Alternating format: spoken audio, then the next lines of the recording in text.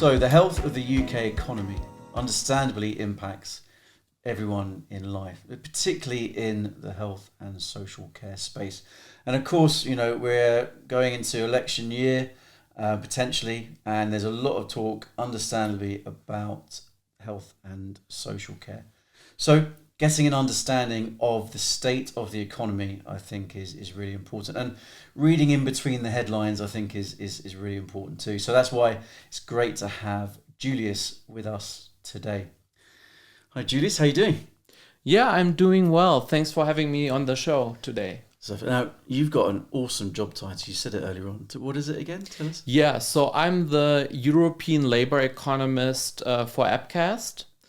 Appcast is a company that does programmatic recruiting. And so what that means is that we are making sure that your job ads end up in front of the right candidates, in front of the right people at the right time, and at the right and lowest possible price, basically. Nice. And so our company is part of Stepstone, which is one of the largest job board companies in the world. I remember Stepstone. God, yeah, absolutely working with Stepstone over the years. Definitely. Why? So, an economist in that kind of organisation. Tell us a bit about that role. Yeah, sure. Let me just talk a tiny little bit about my background. Okay, So I studied, I'm German, as you might be able to hear from my accent maybe, but I've studied most of my life outside of Germany. I have a bachelor in economics and a master and PhD in economics. The master and PhD I did in Sweden. And then after my PhD, I actually left academia and started to work in the private sector, actually for a macroeconomic and financial data company. And 1 year ago, I changed jobs and started to work for Appcast. Okay. And so what I do for Appcast is that I write on our blog. We have a company blog called Recruitonomics. Okay. And Nice. my job is basically to analyze the UK economy and labor market, but also European, other economies, European labor markets in general, and write about the current trends and the economic outlook for next year, and try to get some media attention and also working with our internal data for our clients, this kind of thing. So what does your day-to-day look like? So you wake up in the morning, you start work. Is it you open the Financial Times? What do you actually do? Yeah, that's a great guess. It's basically exactly what I do in the morning. So when I wake up and start working, I open my laptop, and the first thing I do is I go on Bloomberg News and the Financial Times. Those are the best two go-to-go sources, in my opinion, to read about the state of like the current economy, get some financial news, some labor market trends as well. Great articles on Bloomberg always. I'm a big fan of The Economist, also very good newspaper, and also consult like obviously some other US sources, continental European sources, and so on. Yeah. Excellent. Okay, cool. Lovely. Well, look, I mean, that's just brilliant. You're like super kind of plugged into what's going on in the economy, and I think we often when a lot of us see the headlines and maybe don't interrogate those headlines as much as possible. What advice would you give someone who's kind of wanting to, because keeping an eye on the economy, of course, is important for many reasons, but if you're in the health and social care sector, I think understanding the economy is extra important. So what kind of advice would you give somebody to kind of really keep in touch with what's going on? Maybe read between the lines a bit. Yeah, so I would say, let me explain this a little bit. So the last couple of years have been extremely volatile, as we all know. We had a global pandemic. We had shutdowns where the economy we went into lockdown for weeks at a time. Then we had a relatively rapid recovery after people got vaccinated. All of us have been reading a lot of potentially also scary headlines over the last 2 and 3 years. Not just concerning the death toll of the pandemic, but also in terms of the economy is contracting again. We've had such and such job losses and so on. Because of this volatility, economists also got it quite wrong from time to time, because it made it extremely hard to forecast what would happen over the next year or so. And so maybe here actually a piece of good news. So 1 year ago, institutions like the Bank of England, they were forecasting a very severe recession for this year here in the UK. They were forecasting job losses. They were forecasting that the unemployment would rise. And the good news is that it didn't happen. It didn't happen at all. They were wrong. They were quite wrong. And I wrote about it at the time that it was too pessimistic. And the UK economy this year dodged a recession. Growth has not been fantastic. It has been very slow, but we didn't contract. Employment growth has still been positive. So the UK economy has continued to add jobs throughout the year. It has slowed down a little bit now this fall, but employment growth has been positive. And the unemployment rate has been lower than expected as well. So good news for this year, I would say. What about next year? What about next year? Yeah. Yes, that's the $1 million, or I should say pounds. That's the £1 million question. So the recession forecast has been postponed by many to next year. Yeah. And again, I don't want to scare anybody. If there is a chance that the UK economy might contract slightly in the beginning of next year, but it is not a certainty at all. And we will probably continue to grow at a relatively slow pace for another half year, but I see a good chance that things might pick up by mid-2024. And so maybe you'll ask me, why do you expect that growth will continue to be slow? I was just going to ask you that. Good question for yourself, definitely. Yeah.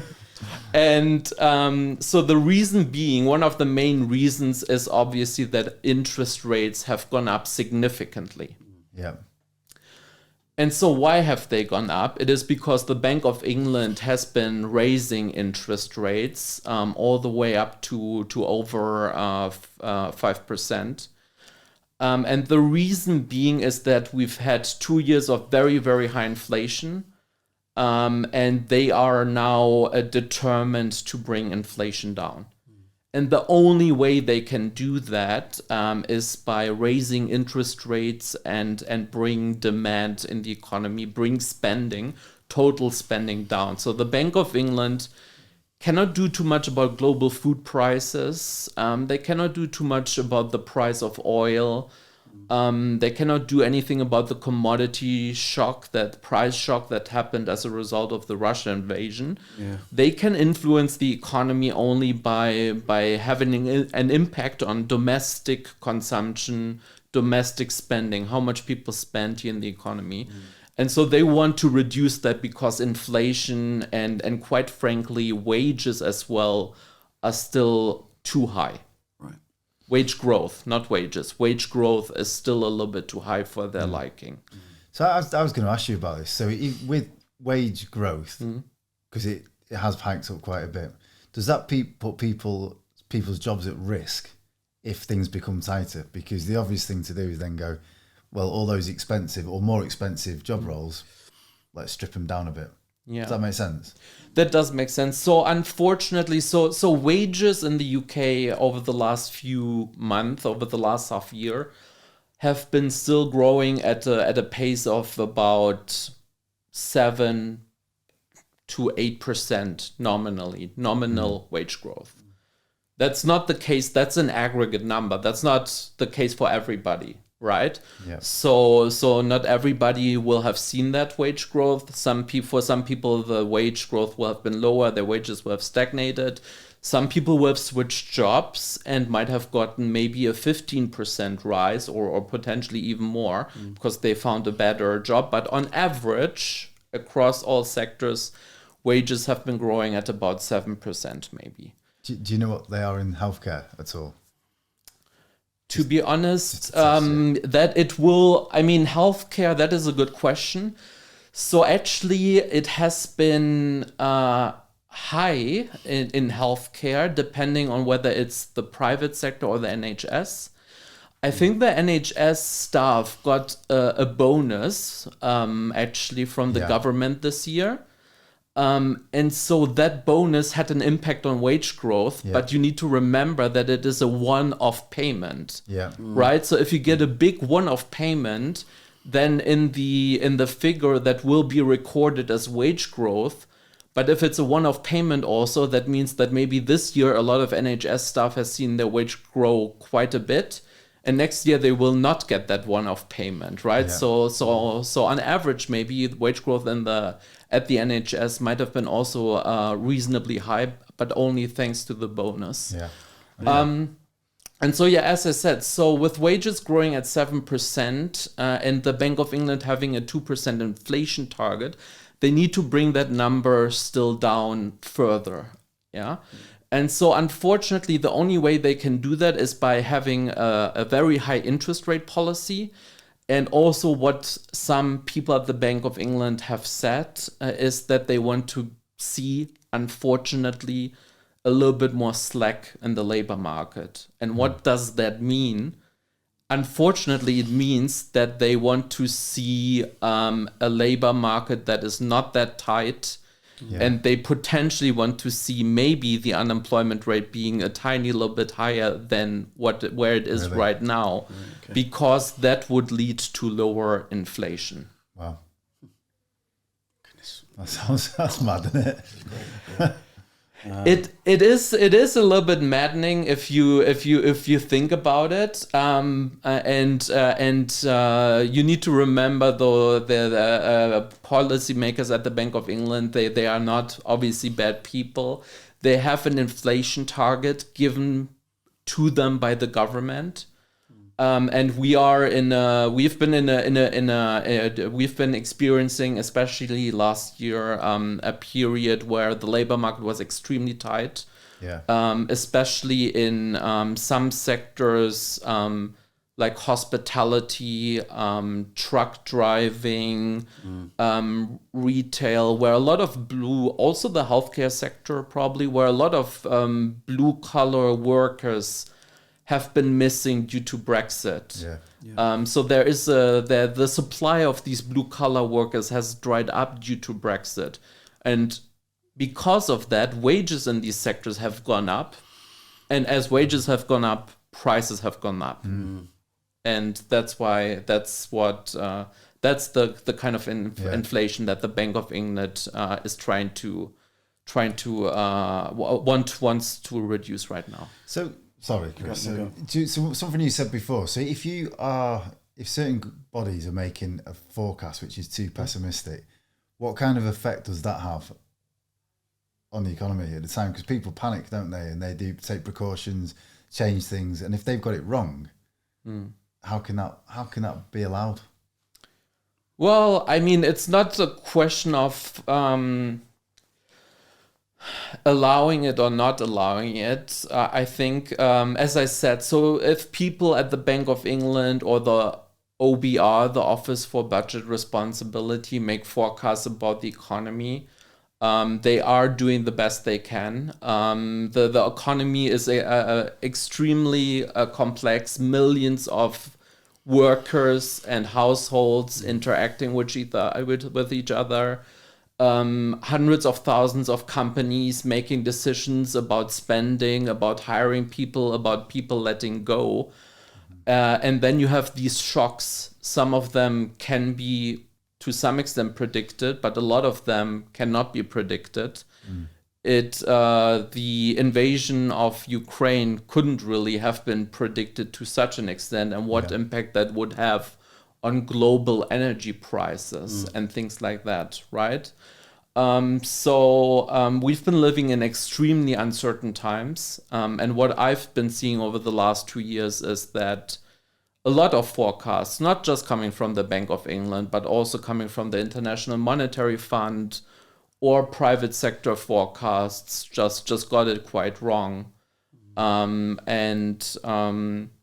But the one thing here is, and you're right on that one, if everybody is making extremely pessimistic forecasts about the economy, I can see that there is, and the media has been reporting, obviously bad news are always a little bit more report worthy than everything is fine and nothing to worry about. Yeah, definitely. So if everybody is reporting doom and gloom, then I can see that there might be a little bit of a feedback loop where households might actually not spend that much because they are pessimistic. They will put another few pounds on the side in case of like emergencies. Maybe the people will become more pessimistic about their job prospects, the labor market outlook. But companies as well might reduce spending and business investment, and that could be a little bit of a negative feedback loop right there. Yeah. If we look at the care sector, okay, and I suppose the implications of the state of the economy on the care sector. Obviously, the government has introduced changes to immigration policy, which is having an effect on families coming to the UK. And then we got the influence of possibly a general election, in 2024. So what does all that mean for people, in the business of attracting and retaining care sector talent? So I would say that with the recent changes to the visa requirements that the government has introduced, unfortunately, this means that it has become a little bit more difficult to attract talent to the UK, right? So that is that will apply to all companies. If you think about the skilled worker visa requirement, I think the threshold was at just a little bit over £37,000.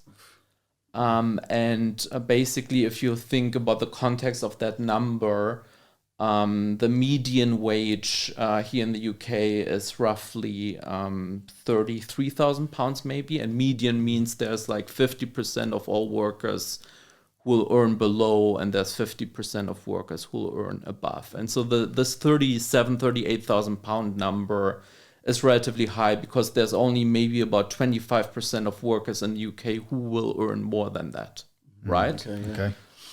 Good way of putting it. Median. So nice explanation of median. Definitely. Yeah. So obviously now let's not forget that the healthcare sector is actually exempt, I think, right? So it's this threshold does not apply. However, the government also announced that they would actually not allow healthcare workers to bring their dependents anymore. Ouch. Yeah. And so that means that if you are a worker from abroad, you choose to come to the UK. If you can't bring your kids or spouse along, you leave your family behind. That is a very tough decision to make. And massively. Maybe a lot of people will say it's not worth it and will not make that decision. So these announcements have the effect that it will become a little bit harder for companies to attract talent because of these additional requirements. I could just imagine, think about your role and the people you talk to, your previous role, head of resourcing, the kind of like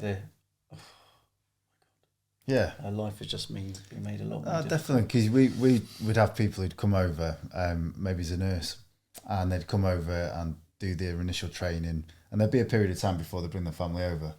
They'd have to probably pass probation and do the various exams and all that kind of stuff. But hearing you say that, I can just imagine you going over to another country, changing your whole life. You come in and working in a challenging environment, and you're doing that because you think it's the only way that you can actually make your family's life better in the long run. But you've got to leave your family behind. So it's not going to make you happy. So basically what we're doing, we're going to paint a picture and bring people in and have an unhappy workforce delivering care to the most vulnerable people in our country. Does it make any sense, that? It don't to me. No, it just seems wrong. Yeah. Yeah, I agree. And if I may add, so obviously I'm here in the UK for almost exactly 2 years now. I'm here on a skilled worker visa. My wife, who's from the US, she's also working here in London. She's came as my dependent. She's as a dependent on my visa, basically. If somebody had told me 2 years ago you can't bring your partner along, then I wouldn't have considered coming to this country, and this chat would never happen. Yeah. So We'll be speaking to basketball. Exactly. yeah. So yeah, I agree. So these are tough requirements the government announced. Yeah. I suspect that part of the reason for doing it is because they want to appeal to certain voters in the upcoming election next year. Yeah, short, sharp shock to get the votes in, perhaps. Yeah, it's a fair enough comment to make, absolutely. Do you think that the rise in minimum wage will affect the health and social care recruitment and retention? Because in certain cases, it's not much more than minimum wage anyway. Yeah, so that's a very good question. The economists have been trying to examine the effects that minimum wage policies have for a very long time in different countries. Some 30 years ago, more economists probably would have been against minimum wage policies because they would have said it reduces, it makes, obviously it's an additional cost to employers, and it will have a negative effect on employment. The evidence is actually quite mixed, though, to be honest. So obviously, if you increase the minimum wage by an insane amount, if you double the minimum wage from one moment to the next, then it will definitely have an effect on certain employers not hiring this additional person anymore because they can't afford it. But I would say that especially now in these times where we had very high inflation rates, where we had a cost of living crisis and so on, it is the right policy to increase wages at the bottom of the distribution. Will this be a challenge for employers? A little bit. It could be potentially challenging for a few, but I don't think it will have like a substantial negative effect on this industry or industries in the hospitality sector. With the cost of living crisis and the high inflation we've had over the last couple of years, the wage is one aspect that workers have been looking at, but it's not everything. And also, let me just remind people that actually inflation finally over the last few months has come down significantly, yes, right? Yeah, so that's a good piece of news. Yeah. We are not at the 10% inflation rate anymore. We are much closer at the 4 to 5% mark, and it will come down further over the next half year. And we are finally getting to a place where the Bank of England wants us to be, basically. So yes, wages are one component nowadays, but other benefits are important as well. Flexibility is one thing where employers can potentially do something, especially for workers, maybe mothers with younger children and so on. Childcare is very expensive in this country. So if you have a potential candidate who can only work maybe half time or only at certain hours of the day, and you can make that happen, you can give that worker this flexibility, then you should do that. And that's one way to attract people. So other benefits other than wages, other than the wage component, can definitely help as well to keep and to attract talent. It's really good. It's really good advice. I think, that kind of takes us into the space that we get involved in, isn't it? Is this thing about what else can we, there are things that are absolutely fundamentally important, but what other things should we be focusing on? We were talking about employer branding earlier on today. Yeah, definitely. So there are things that need to be done in terms of being very transparent about what a place is like to work at. Yeah. But also really unpacking the thing about having kind of autonomy over your career and having that flexibility, but also having that sense of purpose. And goodness me, there's an area of the world where purpose is like particularly powerful. That is in the care sector, isn't it? Definitely. I also think as a bit of a bonus that if a company, of a decent size or any size really, had somebody who does a similar job to yourself and feeds in, thinking Martin Lewis here, but not as deep as that. But because you do worry about stuff. You read news, you listen to it on the way into work, and if you don't quite understand the economy, I don't quite understand it completely. So it would worry you. So I think as part of a well-being strategy for a company, it would make sense to say, this is what's just been announced. This is what it means to you. Yeah. This is what's coming soon. This is what it means to you. And by the way, the good news is inflation's coming down. So when you go and do your weekly shop, employee, colleague, trusted worker, it's going to get better. Life's going to be on the up. We're going to have a Christmas. You know what I mean? Absolutely. It would make sense. It doesn't happen now. Well, but you're so right, because when you say that, it kind of reminds me of the Enderman Trust Barometer that comes out every year, and time again we see that trust in employers actually compared to other like the media and governments is quite high actually. So that's really, I think that's an absolute superpower. I'll write that one down. Definitely write that down. That's brilliant. So when I was a kid, I wanted to be a taxi driver, right? Randomly, until I wanted to become a footballer, which was until I was about 16 and realised it was never going to happen. And then my journey from there to doing what I do now is, it could have never been planned ever. And I might write about it one day. But what did you want to be when you were a kid? And then when did you decide to become an economist? Big question. So I think it was relatively clear from when I was a teenager already, at least to me, that there's a lot of jobs that I wouldn't be able to do and I would not be good at. I'm red-green colorblind, so I could never become a pilot, for example. Snooker players. I'm not really. I draw. I don't draw well. I don't work well with my hands. I've always been good with numbers and always liked analysis. So I think it was relatively clear early on that something like, I don't know, at some point in time was like, an analyst for like the Central Intelligence Agency, something like that.